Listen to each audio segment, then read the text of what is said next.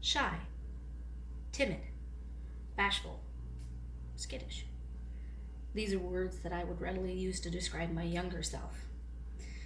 I would even go so far as to describe myself as shy now. The difference is that I can push through that shyness now. I can function now. I grew up in a small town north of here, Boscobel, Wisconsin. I was always shy. I had only a few friends, but they were good ones. I did well in school and had a lot of extracurricular activities, most of which revolved around music or some kind of fine arts. My junior year of high school, I joined the Army. I loved it and brought out a more confident me. I drilled with the local unit until I graduated high school with honors. After high school, I underwent the typical Army basic training, followed by the not so typical Army military police training. I had a lot of fun being a police officer on a few bases around the US and eventually went overseas for several tours of duty.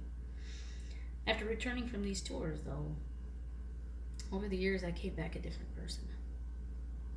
I was still a fairly confident person on the outside, but with underlying insecurities that left me in a very vulnerable state for the next phase of my life.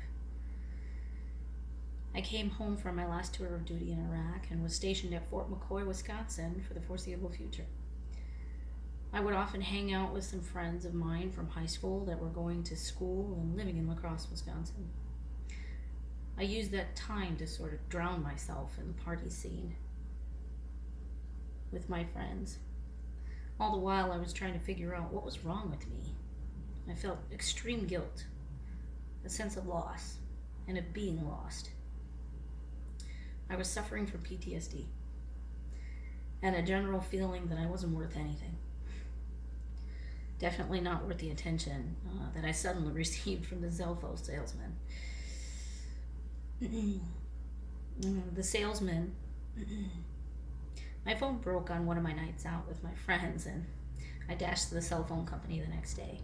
The salesman there, Andrew was his name, sold me a new phone and put his number in it.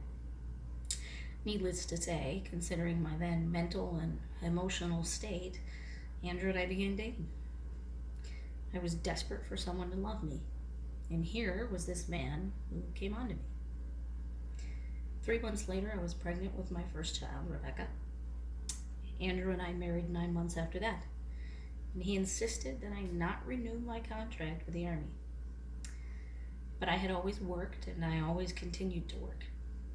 After the birth of our second child, Ben, things began to get bad between Andrew and I. He began to emotionally and physically abuse me. He began 3 children later, and several years later, I was in a very, very bad mental state. I had my 5 children who loved and adored me. Rebecca, Benjamin, Bethany, Brianna, and Braden were the lights of my life. They counted on me, and I needed them to keep me sane. But they weren't the only ones in my life. Andrew was still there.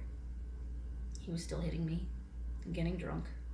He was still telling me how worthless I was and how terrible of a wife I was while he cheated on me and took all of our grocery money. It took me a while and a lot of courage. But eventually, while Andrew was on one of his 4 to 5 day benders of alcohol and loose women, I called my parents and I begged them to come get the children and me. They did. They let us live with them for about 2 months while I got a new job and found us a place to live. It took 2 years of a nasty divorce and several more years of healing, counseling for the kids and I to relax and to look towards a new future.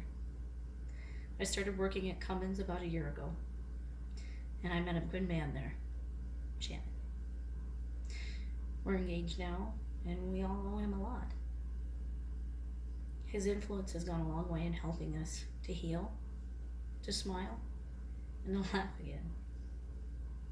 His support allows me the confidence to be back in school, pursuing an engineering degree. He's my best friend and the love of my life. So even though I'm still that shy, timid girl inside, I know I can push through it. I know that I'm loved. And I know that I am worth more than the sum someone else's opinion of me. Thanks.